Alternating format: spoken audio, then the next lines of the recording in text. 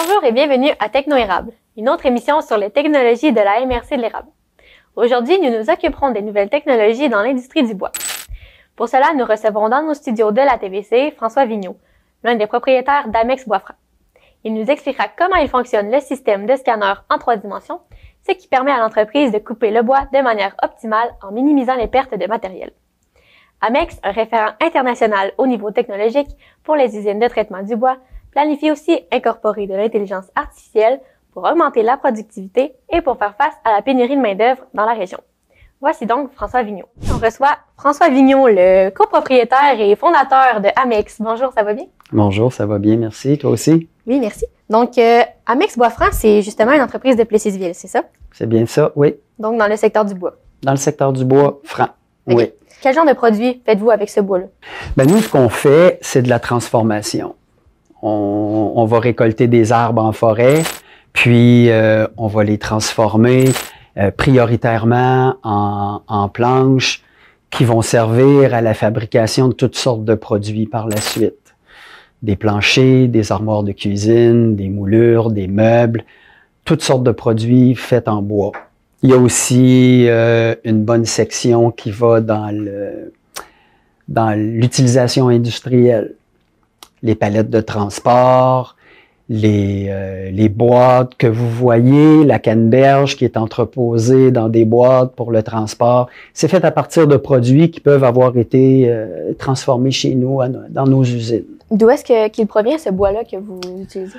Le bois qu'on utilise, qu'on transforme, il provient à 70-80% des États-Unis.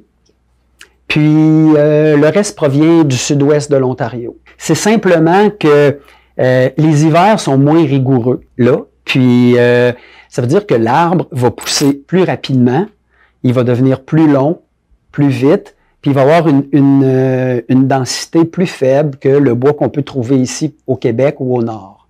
Donc, ça fait un bois qui se travaille mieux, puis ça fait un bois qui est de meilleure qualité pour l'ébénisterie. OK, donc c'est un côté stratégique. C'est un côté stratégique, oui, mais aussi le fait que des grandes forêts de bois franc ici au Québec, on en a très peu. Puis les érables, ben, on les protège pour la production de sirop. Les applications de vos clients, qu'est-ce qu'ils font avec ce bois-là? Toutes les planchers de bois franc qui sont fabriqués ici en Amérique du Nord ou dans d'autres usines dans le monde, à partir de bois nord-américain, c'est une des grandes utilisations du bois, c'est pour les planchers. Une tradition d'avoir un plancher de bois dans les maisons, il y en a de toutes les sortes, il y en a vraiment pour tous les goûts. C'est la même chose pour les meubles aussi. Les meubles en bois, moi j'aime beaucoup cette matière-là, c'est sûr, c'est mon métier, mais au-dessus de mon travail, je trouve que travailler le bois, c'est quelque chose de noble parce que oui, ça a un côté exploitant forestier, puis il faut démêler deux choses.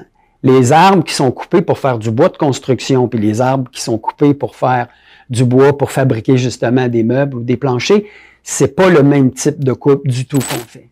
Nous, quand on va en forêt pour exploiter des arbres, on va jardiner la forêt. C'est comme aller cueillir des fruits qui sont déjà mûrs. Si on les cueille pas, à un moment donné, ils vont mourir puis ils vont pourrir. Nous, ce qu'on fait, c'est qu'on va récolter ces arbres-là pour les transformer en produits qui vont ensuite être installés dans nos maisons. Ces produits-là ont, à mon avis, une empreinte écologique qui est beaucoup plus faible que une table en acier, en verre, en plastique. Parce que le bois, c'est quelque chose qui se démode jamais. Il y a toujours eu du bois dans nos maisons, il va toujours avoir du bois dans nos maisons. Une fois que tes armoires en bois ou que ton plancher en bois est plus à la mode ou que tu l'aimes moins, ben tu peux simplement le sabler, le repeindre, le revernir, le recolorer, puis tu vas obtenir avec ton même produit quelque chose qui va être bon encore pour 10, 15 ans. Donc, moi, je trouve que c'est quelque chose qui se recycle très bien. Puis, à la fin de sa vie utile, le bois peut être brûlé pour faire de l'énergie. Puis aussi, il va éventuellement pourrir très rapidement dans l'environnement sans laisser de traces comme le plastique peut laisser. Donc, C'est des utilisations qui sont très multiples. Mhm. Et en plus de ça, tous nos résidus qu'on produit à partir de nos usines sont recyclés. Nous, on produit 3 principaux résidus à partir de nos coupes. On va produire de l'écorce. L'écorce est utilisée en grande partie pour faire de l'énergie. Donc, elle est recyclée. Elle peut être utilisée aussi pour faire du compost. Parce que ça pourrit, mélangé avec d'autres matières, ça va créer du compost qui est utilisé pour fertiliser l'agriculture. On va produire aussi du brandy qui va être utilisé dans la fabrication soit de panneaux, qu'on va, quand vous voyez de la mélamine à quelque part, ben, en dessous des petites couches de mélamine, il y a du bois. Il y a du bois qui a été produit dans nos usines. Puis il y a des copeaux de bois aussi qu'on fait. Puis à partir de ces copeaux de bois-là, on peut fabriquer du papier et on peut aussi fabriquer des panneaux qui vont être utilisés dans la construction. Donc, tout ce qu'on fait est recyclé. Tout ce qu'on fait est utilisé. Donc, on a une empreinte écologique qui est très faible par rapport à beaucoup d'autres industries. D'une autre optique, vos clients, d'où est-ce qu'ils viennent? Est-ce qu'ils viennent du Québec, du Canada, des États-Unis? On vend beaucoup de bois au Québec, au Canada, aux États-Unis, mais on vend aussi dans 35 autres pays à travers le monde. On a à Drummondville une grande entrepôt dans laquelle on a des milliers de paquets de bois qu'on va vendre à toutes sortes d'importateurs à travers le monde. On a des clients de type utilisateur qui sont des usines qui vont fabriquer des planchers seulement ou des armoires de cuisine seulement. On va leur vendre du bois. Mais on a aussi beaucoup de clients qui sont des importateurs. C'est des gens, pour nommer seulement quelques pays, le Japon, l'Allemagne, la Finlande, la France, toute la Scandinavie, le Royaume-Uni, où est-ce qu'ils ont des entrepôts de bois, ils vont acheter différents types de produits chez nous, ils vont les mettre dans leurs entrepôts et ils vont les revendre à des petits fabricants qui, eux, vont faire, par exemple, la décoration d'un restaurant, la décoration d'une maison, un projet particulier que quelqu'un peut avoir. Fait que ça nous fait une clientèle qui est très, très large. Est-ce que vous pouvez nous expliquer en quoi consiste le processus industriel? La transformation et tout ça plus précisément.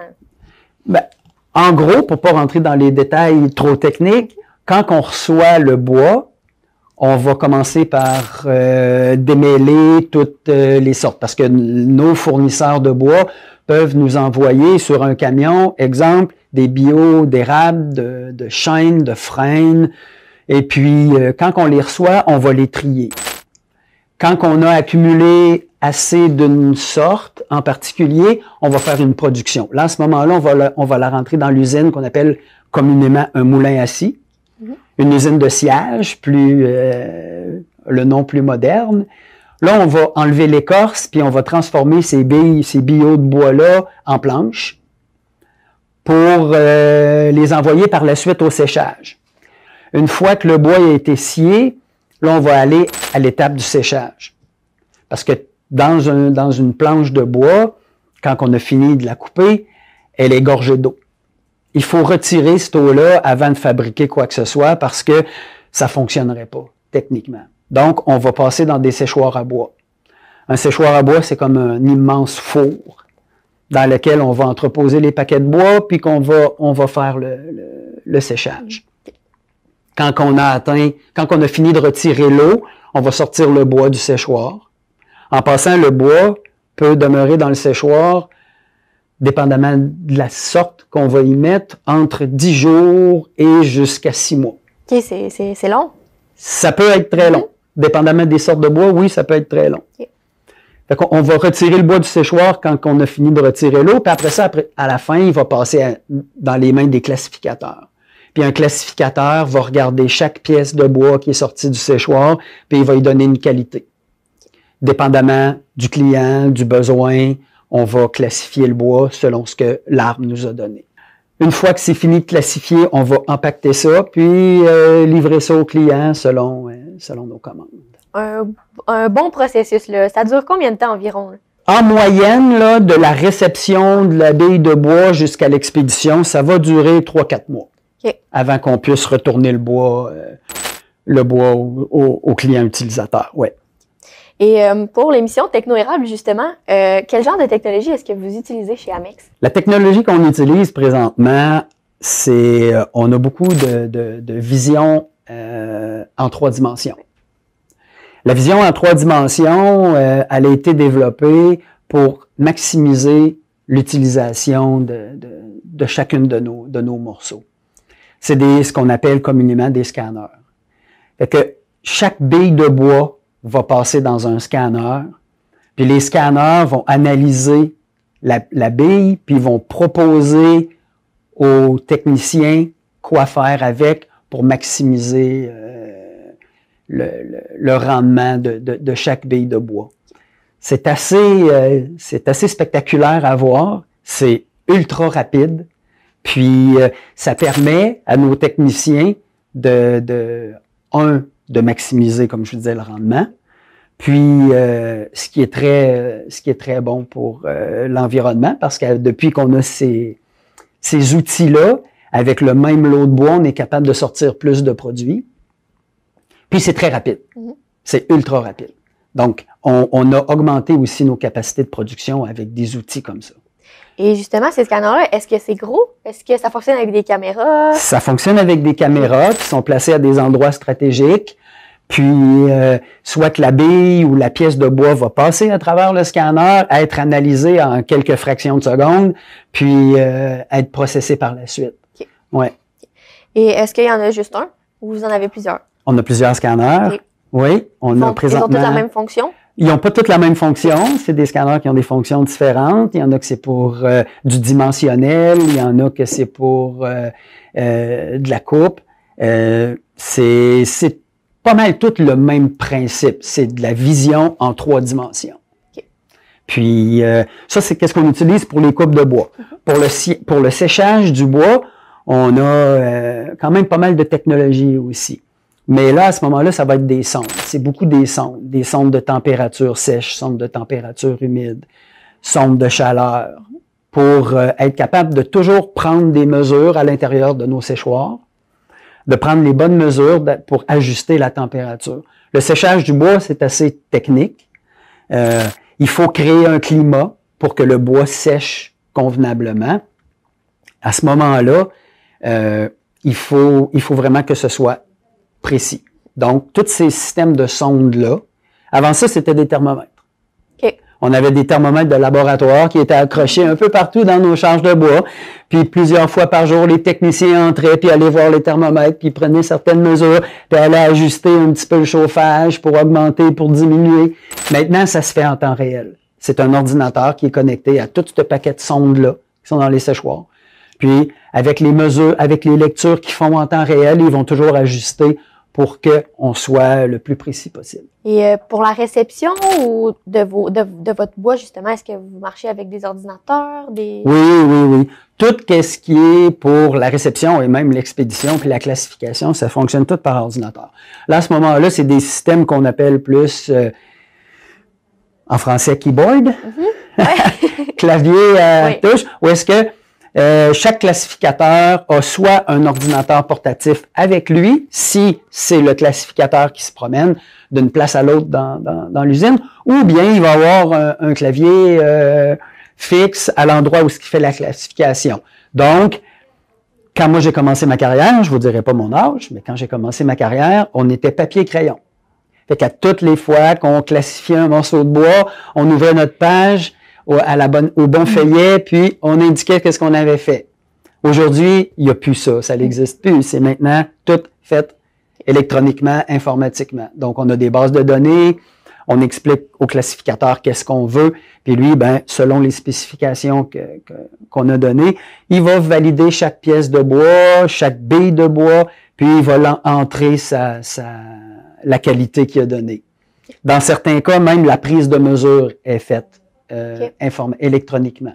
C'est des systèmes de scanners dimensionnels qui vont regarder la dimension de la pièce. Le classificateur a seulement qu'à dire la qualité. Puis après ça, le système va faire le reste. Le système de tri va s'occuper de faire le reste. Vous expédiez un peu partout, vous avez des clients un peu partout, donc ça doit aider aussi pour la technologie, ça doit aider un peu. Ça l'aide, mais je peux vous dire ici qu'au Québec, on est très avancé technologiquement dans le domaine du sciage de bois par rapport par rapport au reste du monde.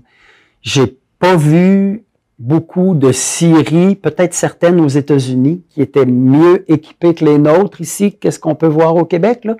Mais on est très avancé technologiquement ici au Québec, oui. On a une très bonne industrie de sciage, puis il y a beaucoup de firmes qui s'occupent de développer des nouveaux produits. Est-ce que cette technologie, elle a aidé à votre productivité? Oui. Je pourrais vous dire que quand moi je travaillais au niveau de la production, quand j'ai commencé ma carrière, on était 22 classificateurs pour être capable de faire le volume qu'on fait actuellement aujourd'hui chez Amex. Ça prenait 22 classificateurs de bois. Aujourd'hui, chez Amex, on a 4 classificateurs pour faire le même travail. Donc, chaque technicien, avec l'aide technologique qu'on a mis alentour de lui, est beaucoup plus productif. Maintenant, c'est là qu'on est, c'est à ce niveau-là qu'on est rendu, où est-ce qu'on pourrait aller chercher encore un petit peu plus de technologie, c'est dans le développement de la vision artificielle. Puis la vision artificielle, là, on parle plus seulement de scanner. Là. On parle vraiment d'intelligence artificielle puis de vision artificielle. C'est devenu tellement complexe que je serais pas capable de vous expliquer comment ça fonctionne. J'espère qu'il y a des gens qui comprennent comment ça fonctionne au complet. Et c'est très poussé. Ou est-ce que, là, c'est des systèmes de caméras intelligentes qui vont analyser les pièces. On n'aura plus besoin de l'œil humain pour classifier le morceau. Justement, on a vu quand on est allé dans vos installations que vos planches sont classées manuellement. C'est vraiment quelqu'un qui les classe manuellement. Qui les regarde manuellement, oui, puis qui va donner un jugement par rapport à ce qu'il voit. Oui, exactement. Et est-ce que vous pensez automatiser dans le futur? C'est ça. C'est là que la vision artificielle et l'intelligence artificielle pourraient nous aider. Ça pourrait nous aider à augmenter beaucoup la cadence de production. Ce serait vraiment un logiciel, un algorithme qui classifierait chaque morceau de bois.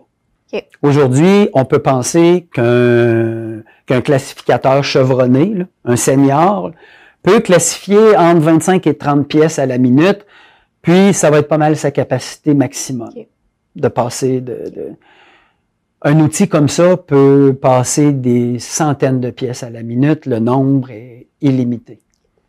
Donc, le rôle du classificateur serait de surveiller la machine et de contrôler à ce que la machine fonctionne bien et non de faire tout le travail. Puis c'est vraiment le futur. C'est vraiment le futur. Avec la crise de la main-d'œuvre qu'on traverse présentement et les nouveaux métiers, les métiers traditionnels de classificateurs de bois sont beaucoup moins à la mode, puis je te dirais qu'ils sont plus à la mode du tout. Quand moi j'étais étudiant, on était 50 à 60 étudiants à sortir chaque année de l'école forestière où est-ce que je suis allé pour devenir soit scieur de bois ou classificateur de bois. Aujourd'hui, il y en a moins que 10 à chaque année qui sortent. Puis les besoins de l'industrie sont encore là. Donc, il faut vraiment aller vers les technologies. C'est vraiment plus un choix. Et puis, cette intelligence artificielle-là, est-ce qu'elle aurait d'autres fonctions dans votre entreprise? Pas celle-là particulièrement. Il y a d'autres technologies qu'on pourrait utiliser, qu'on a commencé à tester aussi, pour maximiser les transports, par exemple. On a un logiciel qui travaille avec l'intelligence artificielle qui peut faire le choix de tous les produits que tu as dans ton entrepôt pour faire le camion le plus équilibré possible. Parce que, je vous explique rapidement, les camions qui transportent nos produits sont limités en poids. On ne peut pas mettre autant de produits qu'on veut sur un camion parce que c'est des produits qui sont pesants. Donc, pour maximiser les transports, on est en train de tester un logiciel qui va choisir automatiquement les paquets dans notre inventaire, puis qui va dire, si tu mets ça sur le camion, puis de telle façon, tu vas optimiser ton chargement. C'est très rapide, c'est ultra rapide, c'est quelque chose qui pourrait prendre 1 à 2 heures à quelqu'un à faire manuellement, puis à regarder, que ce logiciel-là va faire en des fractions de secondes. C'est une technologie qu'on est en train de tester qui va nous aider. Mais vraiment, la technologie de vision artificielle est vraiment celle qui va venir nous aider le plus à pouvoir continuer notre expansion. Ce sera révolutionnaire. Tu travailles avec l'intelligence artificielle, il faut que tu lui apprennes des trucs. Quand tu lui apprends des trucs, après, elle est capable de le répéter des milliers de fois sans jamais se tromper. Okay.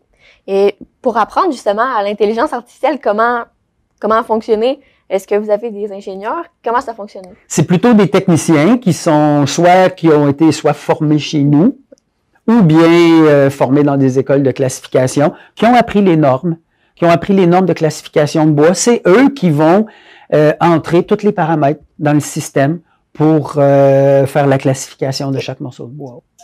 Qu'est-ce qui a fait que vous avez changé pour la technologie? Quand un technicien ou un ouvrier a les bons outils avec lui pour faire son travail, il est encouragé.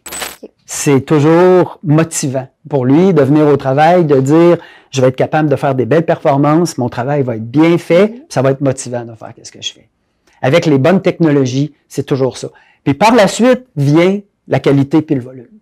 Puis ça permet à l'entreprise de se développer, d'offrir plus de produits en plus grand volume aussi. Okay. C'est toujours comme ça parce qu'au départ, Amex, c'était une petite entrepôt de 5000 pieds carrés. Aujourd'hui, on a des centaines de mille pieds carrés d'entrepôts et d'usines. On est un groupe de plus de 90 employés. Jamais j'aurais pensé qu'on aurait fait autant de volume de bois qu'on fait aujourd'hui. Mais en se dotant toujours des bons outils puis de la bonne technologie, ben ça nous a permis de toujours évoluer puis d'évoluer dans le bon sens. On a vu aussi, quand on est allé visiter, que les bios sont trempés. Il y en a qui sont mouillés.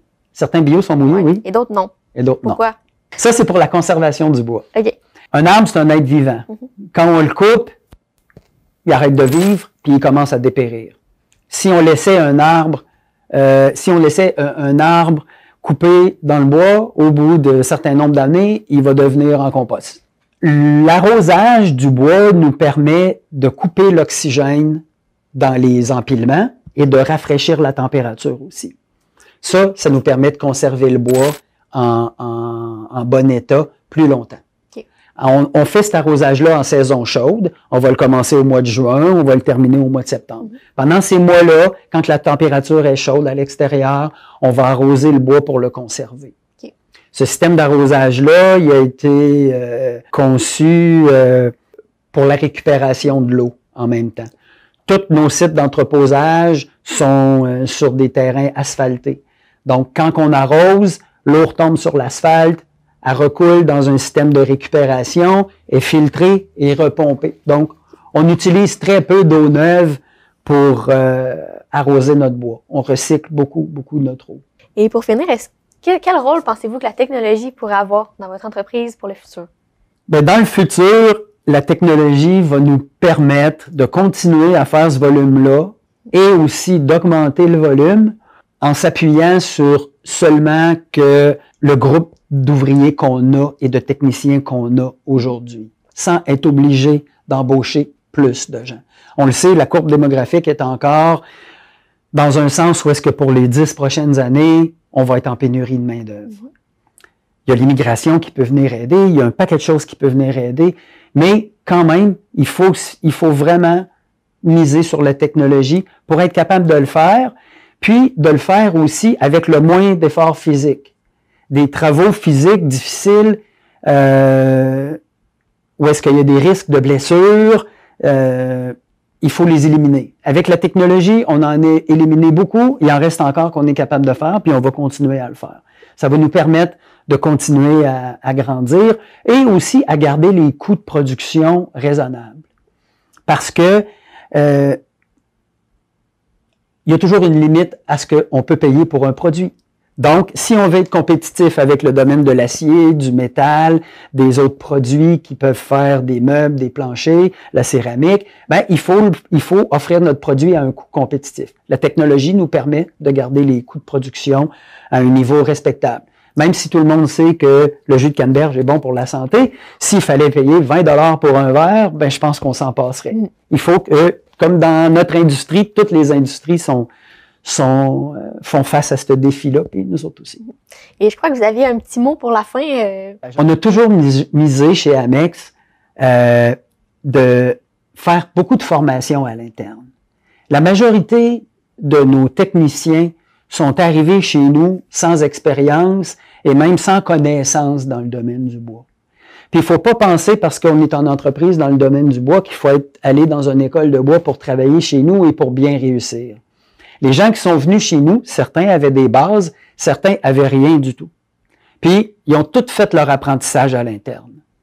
Fait qu'avec ça, ben ça permet à des gens qui n'ont pas nécessairement le goût d'aller à l'école ou qui ont fait des études dans un milieu que finalement ils aiment moins. S'ils veulent venir voir qu'est-ce qu'on fait, ben je vous invite à venir voir ce qu'on fait. On a des postes qu'on peut offrir, puis avec un minimum de formation qui est faite chez nous, vous pouvez avoir, les gens peuvent avoir des emplois qui sont vraiment intéressants, puis motivants. C'est comme ça, c'est sur ça qu'on a basé. On aime engager des gens qui sont de la région, qui peuvent qui veulent rester dans la région, puis avoir quand même un travail qui est motivant et intéressant. Bon, merci beaucoup d'être venu. C'était très intéressant. On a pu comprendre mieux le fonctionnement de votre entreprise avec la technologie. Donc, merci beaucoup. Bien, ça me fait plaisir. Vous avez entendu comment l'informatique se met au service du traitement du bois, la coordination de la réception et livraison des commandes industrielles partout dans le monde, la création de climats artificiels pour sécher le matériel, entre autres. Peu à peu, l'intelligence artificielle commence à être considérée comme un moyen futur nécessaire pour la croissance, dans cet exemple, de l'industrie du bois. Nous arrivons de cette manière à la fin de cette émission de Techno-Érable. La semaine prochaine, nous développerons de nouveaux sujets technologiques pour vous informer sur les nouveautés qui vous intéressent. Pour l'instant, nous vous disons à la semaine prochaine!